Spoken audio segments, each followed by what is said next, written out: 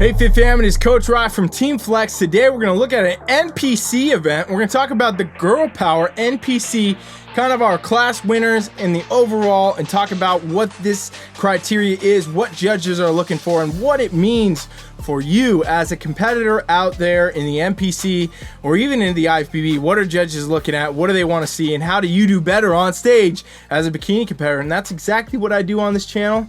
Today, tomorrow, the next day, for 5 years, for 10 years. I've been doing this a long time. So let's dive into it. And first, a few things we got to talk about, okay? So here's our overall winner, okay? This is Scarlett. She's the overall winner. She won the whole event at that point. If you don't know what an overall is, basically, depending what competition you do and everything, there's going to be a certain amount of classes. Whatever classes you enter, there's going to be a winner of that class, okay? So like, let's say, for example, Bikini A, Bikini B, Bikini C. You get put in these based on your height, by the way. So you'll go get measured, you'll put you in a class, and then, you know, you go from there. So it could be Bikini A, B, C, D, E, F. It all depends how the show is going to go, how many competitors are there, and what heights, and all of that. And based on that, you'll win that class, but then the class winners all compete again to see who the overall winner is, right? Who wins the whole show, so to speak. So who is the winner of the winners? That's what the overall is. So that's Scarlett right there. She pulled together the overall win. And I pulled just two for this video of the other class winners. Okay, just kind of throw them in here and see how it all compares out. So this is Chloe. She's a Class E winner, and then this is Alexis, Class D winner. Scarlett, by the way, she did win Class F and then the overall. So, you know, we're just pulling a few up. I don't know how they lined up in the lineup. I don't have any shots of that. I don't have any idea where they lined in that.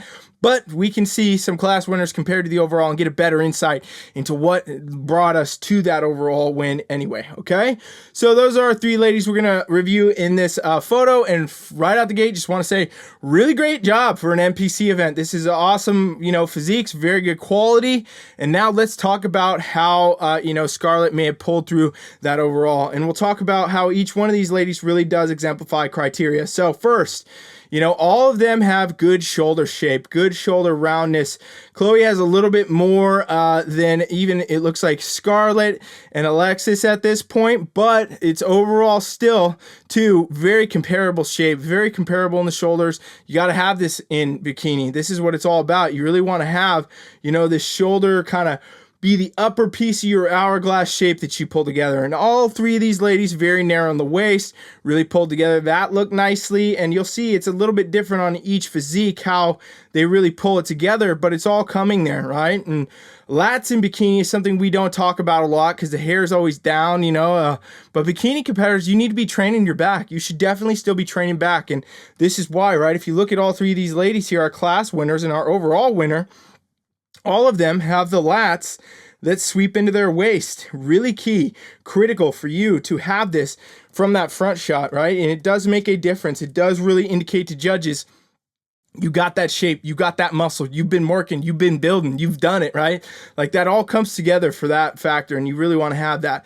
Now, bikini is all about the hourglass, meaning you got to have the symmetry up, down, all the way through. So all these athletes are going to have this glute shape, this glute size, upper glute development on all three of them. Very good. They're all pulling together. Keep in mind, we're talking about three winners, right? They all won their class. So very good, very overall, just on the criteria, to the point with everything, right? And they all show it very well. Conditioning is also a huge factor.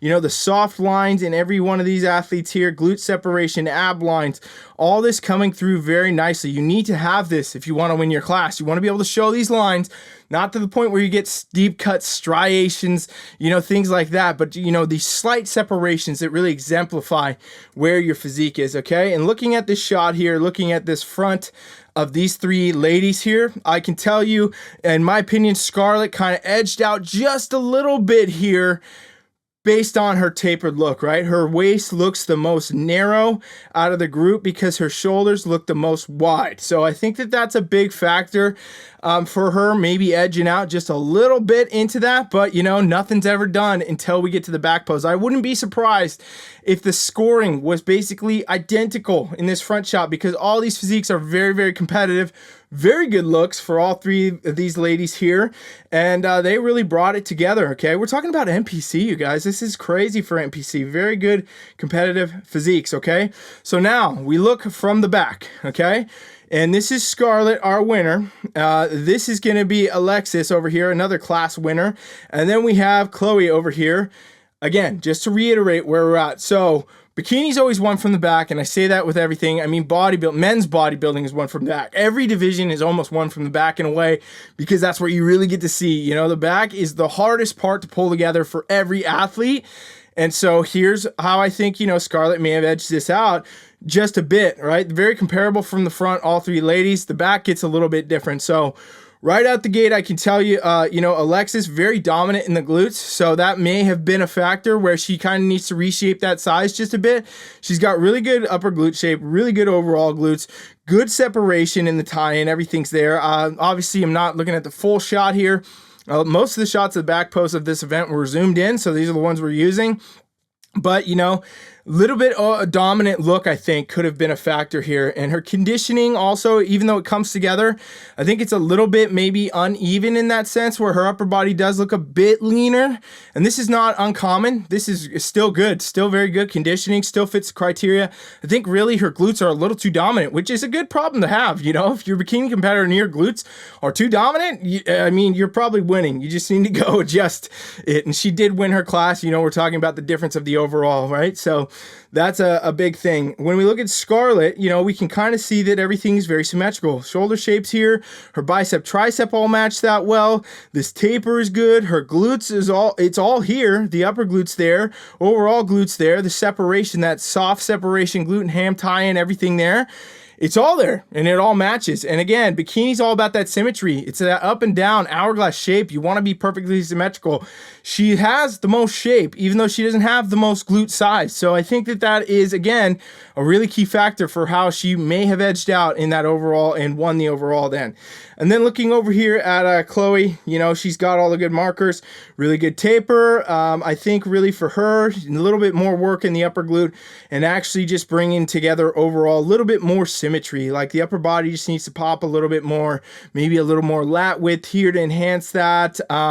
And probably just a tad tighter in the conditioning as well would be beneficial for her. But again, class winners, you guys, great job to all these ladies. Really good exemplification of criteria.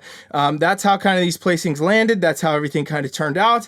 And it's a more realistic look for all of you out there that are competing in the NPC. We do a lot of IFBB stuff because when you look at the top IFBB, you get a really clear example of criteria, but even here and still, you know, these are great examples of what the criteria is at NPC level. I wouldn't be surprised if, you know, women in this call out that we're looking at, could be all three of them, go on to go win a pro card, you know, in the relative future, because they are on point. So great job, ladies. And, you know, everybody out there, what you want to know, focus on your symmetry, focus on your hourglass, bring your condition just right. All these ladies nailed it.